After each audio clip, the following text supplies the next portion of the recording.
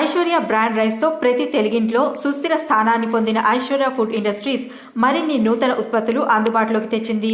బాలింతల కోసం ఐశ్వర్య బాలింత బియ్యం, పెళ్లిళ్లు, ఫంక్షన్ల కోసం స్పెషల్ ఐశ్వర్య బియ్యం, ఆరోగ్యకరమైన ఆహారం కోసం లో జిఐ వాల్యూ కలిగిన బియ్యం 3 ఉత్పత్తులను ఐశ్వర్య రైస్ బ్రాండ్ అంబాసిడర్ ప్రముఖ టీవీ యాంకర్ సుమా కనకాల ఆవిష్కరించారు.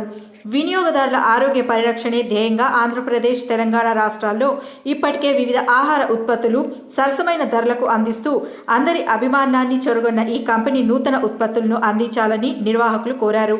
హైదరాబాద్ పార్క్ హోటల్లో జరిగిన ఈ కార్యక్రమంలో Aishwarya food industries managing director Jonnada Sridhar, SBI AGM Vijay Raghavan, డిస్ట్రిబ్యూటర్లు తదితరులు పాల్గొన్నారు.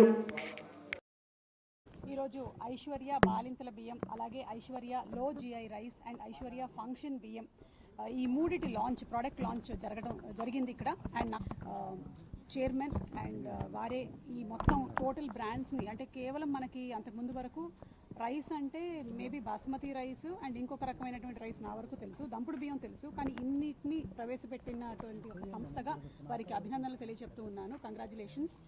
ప్రోడక్ట్ గురించిన డిస్క్రిప్షన్స్ ఇందాకే చెప్పాము, ఇంకొకసారి శ్రీధర్ గారు చెప్తారు. ఐశ్వర్య బియ్యం ఇంతకు ముందే మేము తీసుకొచ్చాం.